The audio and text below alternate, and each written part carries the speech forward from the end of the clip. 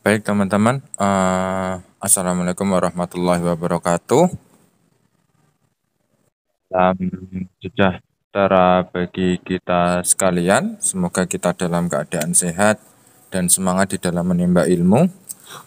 Khususnya pada kesempatan kali ini nanti kita akan berbicara tentang pemeriksaan kertas kerja. Oke, tapi sebelumnya alangkah baiknya kita berdoa terlebih dahulu. Berdoa menurut kepercayaan masing-masing dipersilahkan.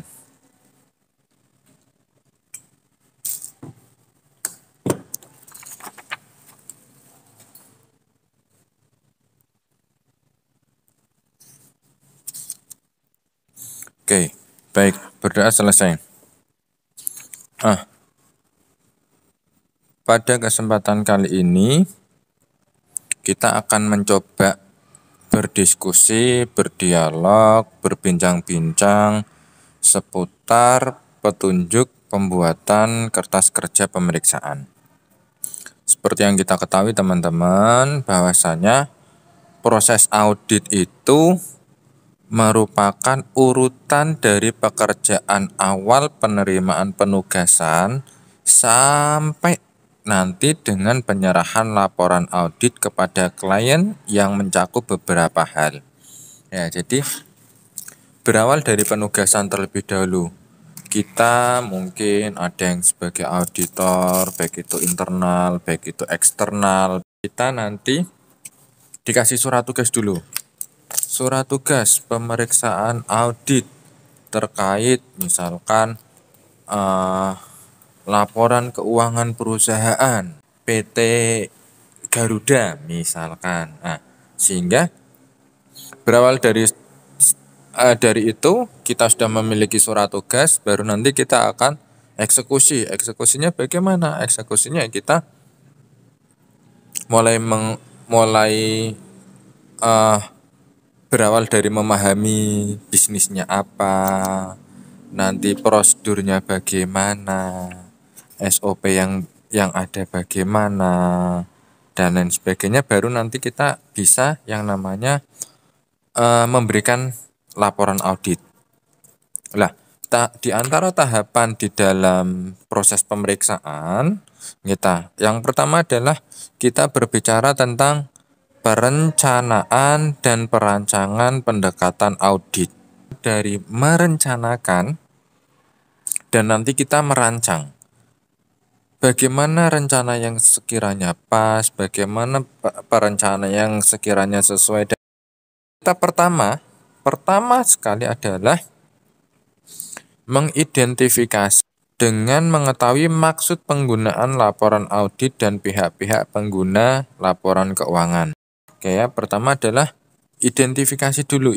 Misalkan di bidang ekspor impor. Oh, ini perusahaan di bidang perdagangan.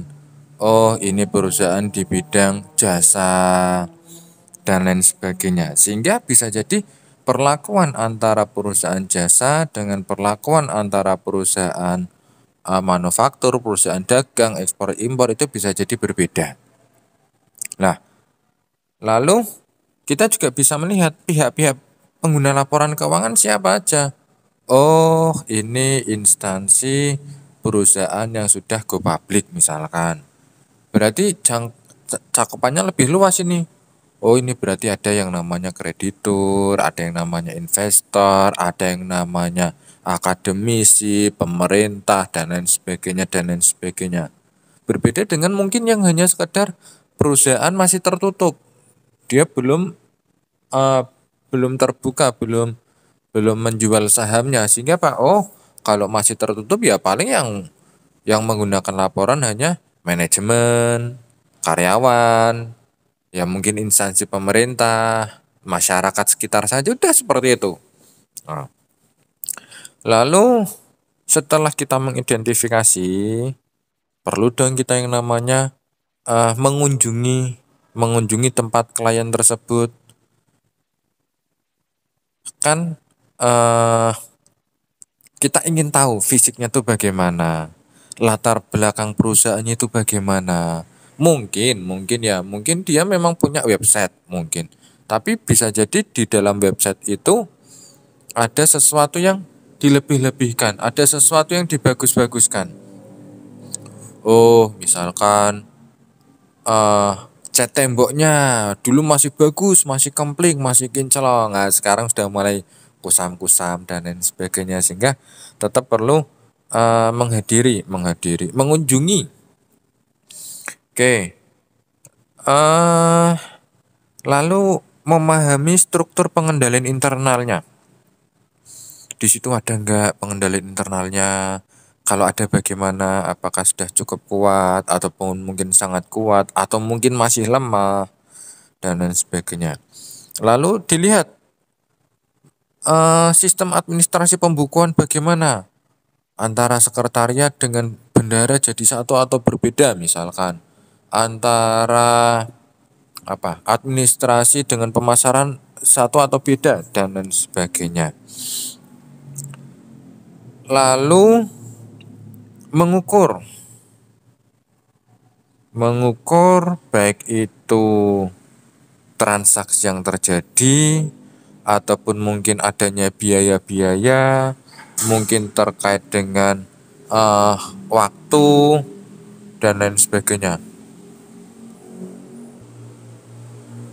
Oke, lanjut. Langkah selanjutnya yakni kita mengajukan proposal audit dulu kepada klien, di mana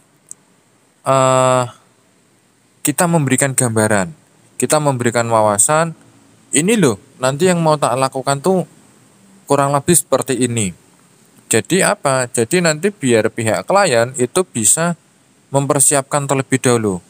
Oh, yang saya persiapkan berkas A, B, C, dan lain sebagainya. Bagaimana dengan klien yang lama?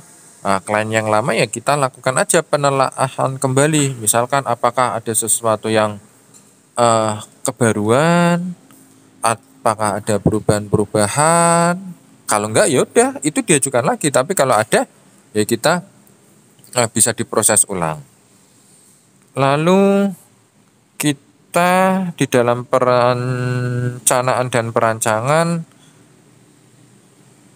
kita mencari informasi.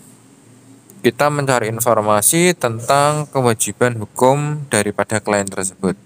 Bagaimana badan hukum perusahaan ini, adakah bahasanya ya, surat izin apalah gitu, siup atau surat izin usaha dan lain sebagainya. Lalu kita menentukan materialitas dan resiko audit yang dapat diterima dari resiko bawaan. Lalu mengembangkan rencana dan program audit menyeluruh yang mencakup, yang pertama adalah menyiapkan staf yang bergabung di dalam tim audit. Jadi audit itu biasanya meliputi anggota-anggota dan tentunya ada ketua ya, namanya anggota ada ketua. Meliputi tim. Apakah itu 2 orang, 3 orang, 4 orang, itu sesuai kebutuhan. Lalu membuat program audit termasuk tujuan audit dan prosedur audit. Serta yang terakhir di dalam perencanaan dan perancangan adalah menentukan rencana dan jadwal audit. Oh Pak, kita mau ke sana bulan depan. Rancangannya seperti ini, jadwalnya nanti seperti ini. Nah, itu adalah tahap pertama, di mana ada beberapa tahap. Ada 4 tahap. Tahap pertama adalah tadi perencanaan dan perancangan pendekatan audit. Lalu tahap kedua adalah pengujian, pengendalian, dan pengujian transaksi. Nah, pengujian pengendalian itu merupakan prosedur yang dirancang untuk memverifikasi apakah sistem pengendalian dilaksanakan sebagaimana yang telah ditetapkan. Jadi di dalam hal ini, di dalam prosedur ini, nanti seorang auditor dia akan memverifikasi. Dilihat, diverifikasi sistem pengendaliannya bagaimana nih. Oh, sudah bagus. Oh, masih perlu dibenahi dan lain sebagainya. Tapi yang perlu diperhatikan di sini, seorang auditor itu dia hanya bersifat memberikan rekomendasi ya teman-teman. Kembali lagi semuanya ada di keputusan pihak manajemen. Lalu ada juga pengujian substantif atas transaksi, di mana ini adalah prosedur yang dirancang untuk menguji kekeliruan atau ketidakberesan dalam bentuk uang yang mempengaruhi penyajian saldo-saldo laporan keuangan yang wajar. Nah, jadi seorang auditor jelas harus teliti juga, harus teliti yang mana pengkoreksian, pemverifikasian nominal itu harus dilakukan. Lalu yang ketiga adalah pelaksanaan prosedur analitis dan pengujian terinci atas saldo, di mana prosedur analitis tersebut mencakup perhitungan rasio oleh auditor untuk dibandingkan dengan rasio periode sebelumnya dan data lain yang berhubungan. Nah, auditor memang erat kaitannya compare menyandingkan, membandingkan antara tahun kemarin dan tahun berjalan. Oh, tahun kemarin misalkan 100 juta. Tahun ini menjadi 110, wajar. Tahun kemarin 100 juta, tahun ini menjadi 1 miliar. Wah, ini kok tinggi sekali, kenapa? Nah, jadi ya kita membandingkan apapun itu, ya misalkan antara, ya tentunya yang seakun ya teman-teman ya, tidak bisa beda akun. Oh, penjualan ya kita bandingkan dengan penjualan, piutang kita bandingkan dengan piutang, persentase laba kita bandingkan dengan persentase laba. Nah, pengujian atas saldo itu berfokus pada saldo akhir buku besar. Tetapi penekanan utama dilakukan pada pengujian terinci atas saldo pada neraca. Ya, jadi yang namanya saldo itu kita bisa lihat di buku besar, baik itu untuk pos neraca ataupun pos laba rugi. Tapi di sini lebih fokus kepada neraca. Nanti kita bisa ya memeriksa banyak di neraca, kan ada persediaan, ada piutang, ada hutang dan lain sebagainya. Lalu yang terakhir, yang keempat, yakni tentang penyelesaian audit, di mana seorang auditor nanti akan menelaah kewajiban, menelaah peristiwa, kemudian terus mendapatkan bahan bukti akhir, terus mengisi daftar periksa audit, menyiapkan surat manajemen, menerbitkan laporan audit, dan diakhiri dengan mengkomunikasikan hasil audit dengan komite audit dan manajemen. Nah, jadi tahapan demi tahapan, langkah demi langkah, prosedur demi prosedur, mulai dari menerima penugasan hingga nanti diakhiri dengan penyelesaian berupa laporan audit. Nah, teman-teman yang saya banggakan, kertas kerja pemeriksaan kita itu bisa berupa dokumentasi. Dokumentasi yang bagaimana, Pak? Dokumentasi audit yang relevan untuk periode berjalan dan beberapa periode. Oh, misalkan kita gunakan periode berjalan saat ini dan beberapa periode, 1 tahun kemarin, 2 tahun kemarin, bisa. Lalu kita memerlukan juga yang namanya catatan dan dokumen, yakni catatan yang dibuat oleh auditor dan dokumen yang telah disiapkan oleh klien. Lalu kita juga harus melaksanakan prosedur. Prosedur yang bagaimana? Prosedur yang tertera pada program audit. Ada prosedur-prosedurnya. Lalu juga kita membutuhkan yang namanya informasi yang relevan. Untuk apa itu informasi yang relevan? Untuk menarik kesimpulan yang tepat. Sehingga tentunya sebelum kita menyimpulkan, kita akan memiliki berbagai informasi yang kita gunakan yang bisa untuk diambil kesimpulan-kesimpulan tertentu.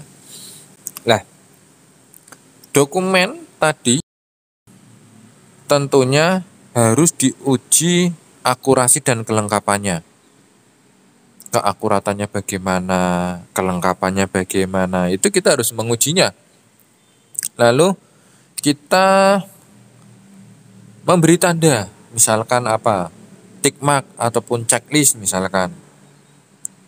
Lalu kita juga harus memaraf, oh ini kapan kita terima, kapan kita proses. Nah, apa sih sebenarnya fungsi daripada kertas kerja pemeriksaan itu? Nah, jadi di antara fungsinya yakni sebagai dasar. Dasar untuk apa? Dasar untuk perencanaan audit. Seorang auditor dia akan melakukan pekerjaannya berdasarkan kertas kerja pemeriksaan tadi. Lalu fungsi kertas kerja pemeriksaan yang kedua adalah sebagai catatan atas bukti yang dikumpulkan dan hasil pengujian. Yang namanya pekerjaan profesional apapun itulah, entah auditor, entah apa, entah guru, entah dosen, entah karyawan pabrik, entah penjaga toko dan lain sebagainya, kan semuanya dituntut untuk profesional. Nah itu ya kita harus memberikan bukti dong. Buktinya berupa apa? Ya sesuai standar di tempat masing-masing. Lalu yang ketiga sebagai catatan atas pemeriksaan ataupun catatan atas pekerjaan yang telah dilakukan. Apakah sesuai dengan program pemeriksaan atau tidak.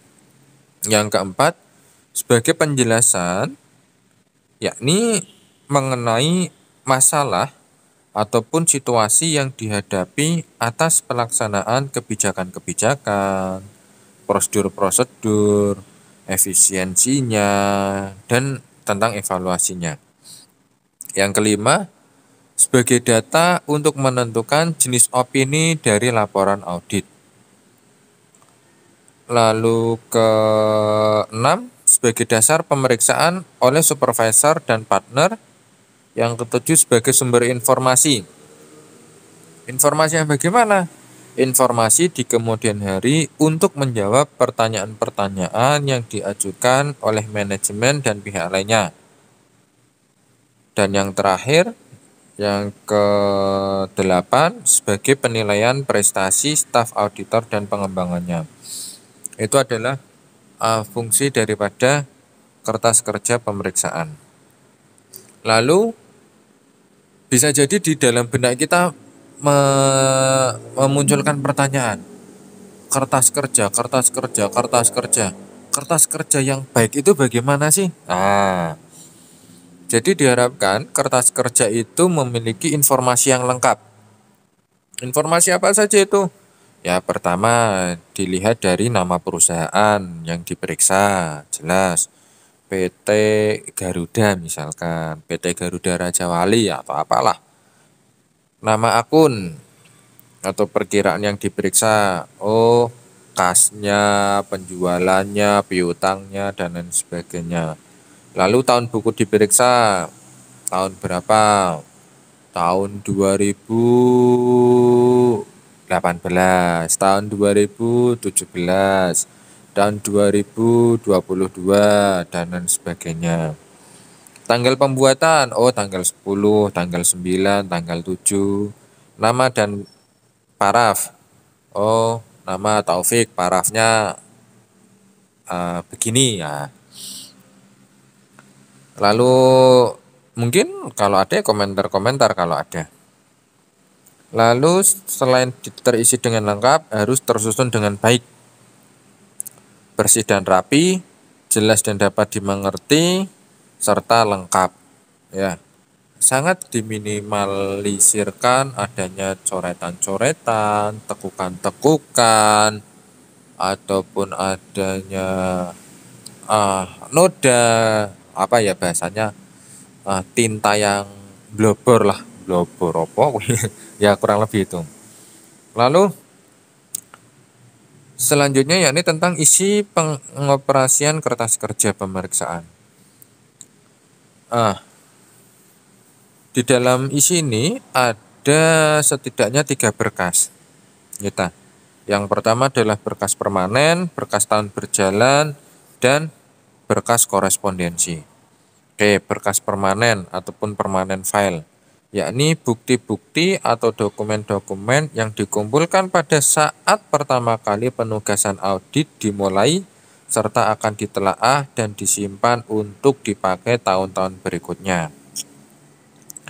Berkas permanen ini meliputi informasi penting mengenai klien, baik itu sejarah klien tersebut, lokasi perusahaannya, mungkin kalau ada daftar cabangnya, dan lain sebagainya. Lalu akta pendirian, terus mungkin ada struktur organisasinya, terus bisa jadi surat keputusan misalkan. Kalau ada ya mungkin surat perjanjian, surat kerjasama itu bisa.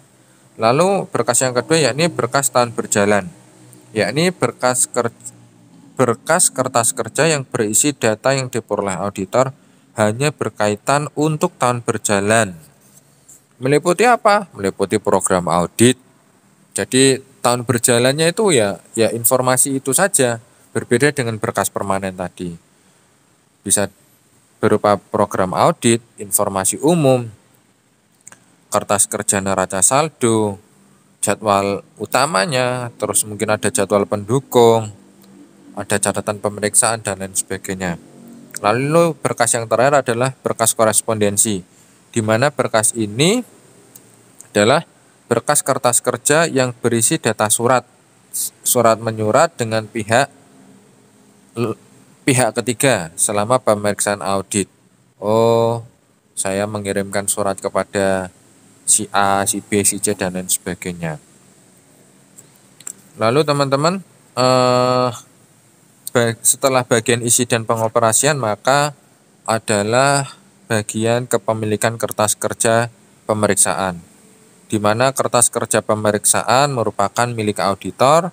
Tidak seorang pun termasuk klien mempunyai hak untuk memeriksa kertas kerja pemeriksaan kecuali digunakan oleh pengadilan sebagai bahan bukti yuridis formal. Nah, teman-teman yang saya banggakan, selanjutnya kita masuk kepada istilah audit. Ada 10 istilah audit yang bisa kita pelajari, kita pahami. Yang pertama adalah menganalisis ataupun analyze, yakni memeriksa dengan cara membagi menjadi bagian yang lebih kecil untuk menentukan hubungan antara bagian-bagian tersebut. Nah, kita yang namanya menganalisis kan harapannya sedetail-detailnya. Lalu ada juga yang namanya mengecek, yakni memeriksa suatu perkalian, penjumlahan, pengurangan, pembagian, untuk menjamin ketepatan dengan memberi tanda tick mark. Nah, misalkan nanti ada tick mark yang akan saya bagikan. Lalu kita membandingkan, compare, yaitu membandingkan dua data atau lebih dari suatu informasi dengan memperhatikan persamaan ataupun perbedaannya. Lalu menginspeksi ataupun scan, ya kita mencoba menelaah secara kritis tanpa melakukan verifikasi lengkap untuk melihat apakah ada hal-hal yang tidak biasa. Yang kelima adalah merekonsiliasi, reconcile, yakni mencocokkan dua sumber yang terpisah mengenai suatu hal yang sama. Jika ada perbedaan maka harus dijelaskan. Misalkan perusahaan pasti mempunyai rekening di bank. Lah, makanya mungkin teman-teman pernah belajar yang namanya rekonsiliasi bank.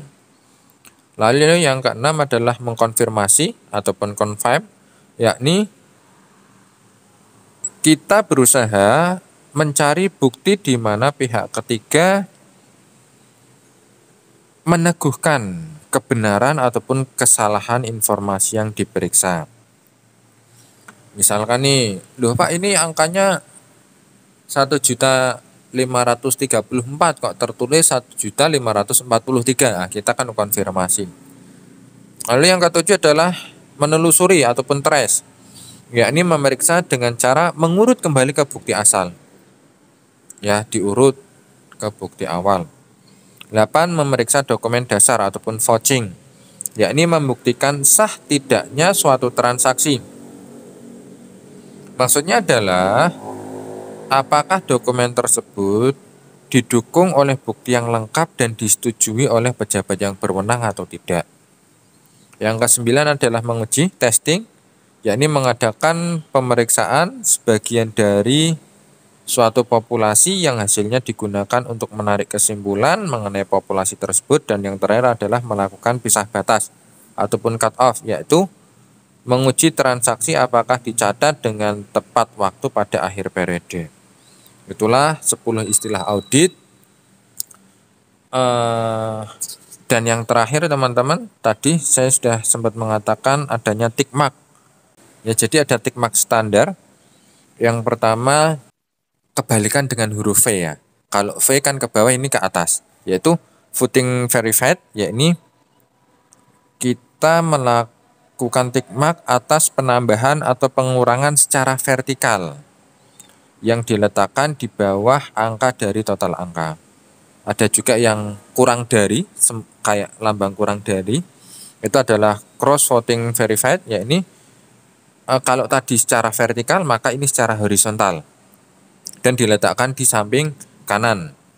Lalu ada CO, yaitu calculation verified, yakni perhitungan baik itu perkalian, pembagian, penambahan, pengurangan yang diletakkan di samping kanan hasil perhitungan. Ada L, yaitu check against general ledger dan sub ledger, yakni dicocokkan dengan buku besar dan buku besar pembantu, diletakkan di samping kanan angka juga. Dan yang terakhir adalah VO, yaitu vouching, di mana ini adalah pemeriksaan ke bukti transaksi, diletakkan di samping kanan angka juga. Baik teman-teman, ini sekiranya yang bisa saya sampaikan, semoga bisa menambah wawasan kita. Tentunya saya yakin masih terdapat kekurangan, terdapat kekurangan tadi. Saya mohon maaf atas segala kekurangan, mohon maaf atas segala kesalahan.